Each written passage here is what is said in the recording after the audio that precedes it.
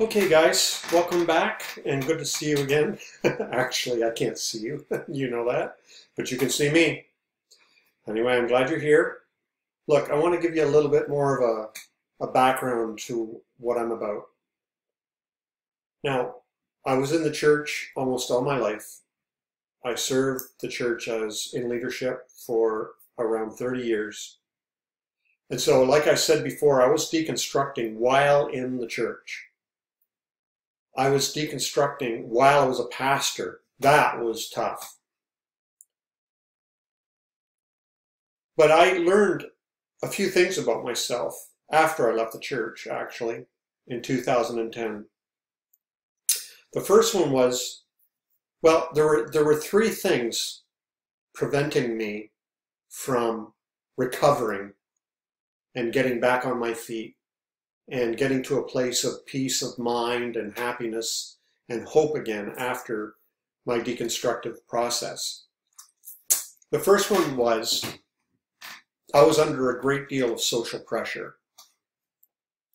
Like almost everybody I know, if not everybody, we are surrounded by our peers and our cultural social group, and there's a lot of pressure for us to conform.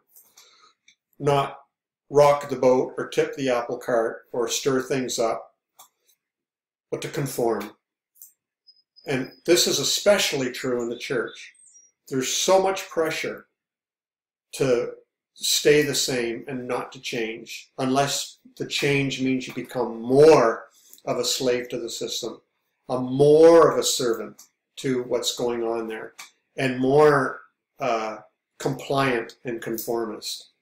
So that was one of the big things for me, was there was incredible social pressure not to proceed with my deconstruction and get to a place of health. I think this was probably one of the greatest things that held me back.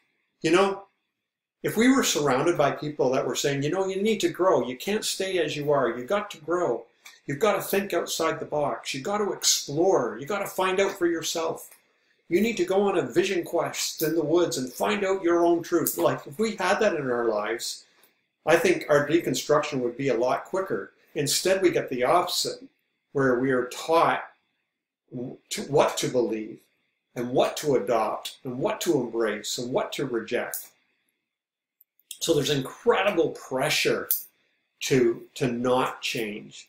If that pressure wasn't there, we would change much quicker. Instead, like me, my deconstruction took so long. It wasn't until I finally realized, when I left the ministry and the church in 2010, that I was free to really deconstruct in every way, and that's when I really crashed, you know. So there's a lot of social pressure. You know, our families, maybe your spouse, maybe your children. I know that's true for some. Their children are pressuring them. Your church, your friends, your pastor.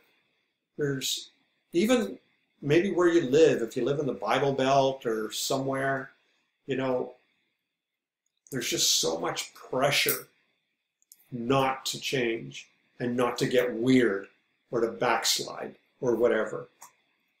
That was probably one of the greatest things that held me back. And especially as a pastor, right?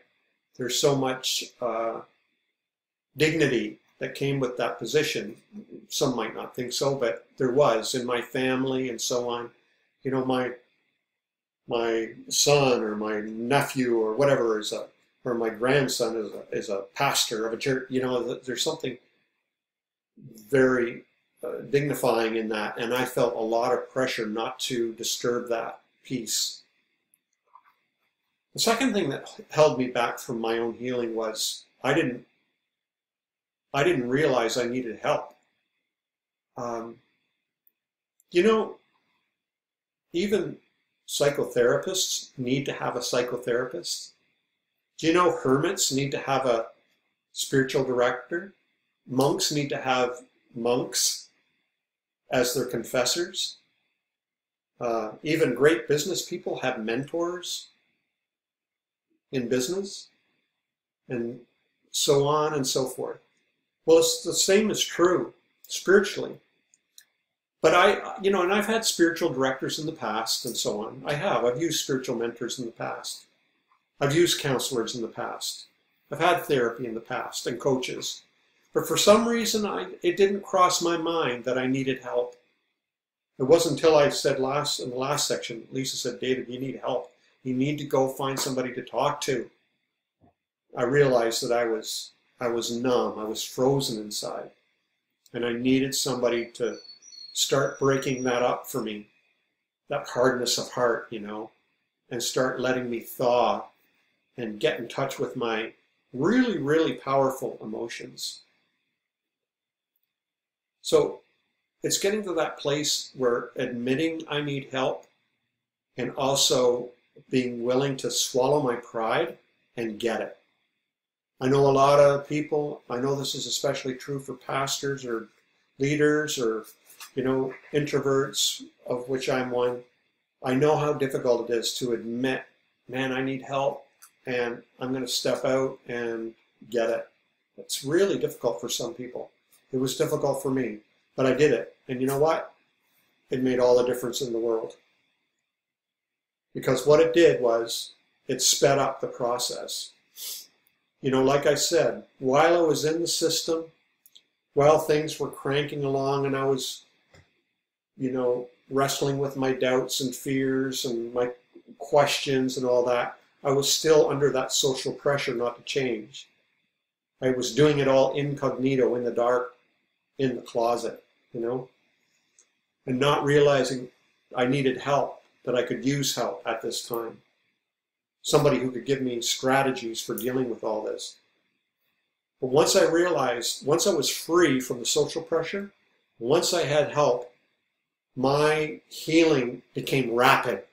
And in almost no time at all, I began to feel better and I began to enjoy peace of mind, happiness, and hopefulness again. Right now, even though I don't believe a lot of what I used to believe, that used to bring me happiness and security, now I'm even happier than I've ever been and more peaceful than I've ever been.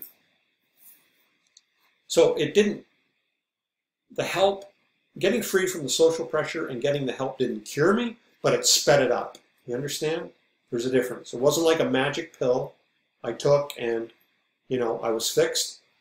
I don't mean fixed. I mean, I was helped, but it sure sped things up. And so maybe you should ask yourself, maybe that's a good question to ask yourself. What one or two or three things are holding you back right now? For me, it was the social pressure. For me, it was not getting help that I needed.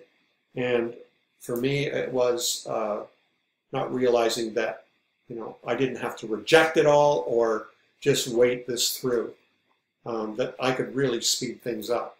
Because I have seen some of my friends do that, where in deconstruction, in order to speed things up, they just say, forget it all, and they just reject the whole thing. Or like me, they just say, oh, I'm just kind of, I just got to wade this through and wait, and, I just got to wrestle with my doubts and fears and shame and guilt for the rest of my life. No, you don't. I got rid of the social pressure, I got help, and I embraced the possibility that I could speed up this healing process and feel better faster. So what are the three things that are holding you back? Just write them down in the comments, write them in your journal, whatever. It'd be interesting to know. So that's just a little bit about me and my background, what held me back, and once I broke through those, it really rushed on my feeling really good about myself and really good about my future and helping my relationships and all that kind of thing. And hopefully this will help you to realize what's blocking you, because it doesn't have to. You're the master of your own ship. You're in control of your destiny. You're the driver of your soul. You're in charge. Okay, we'll see you in the next section.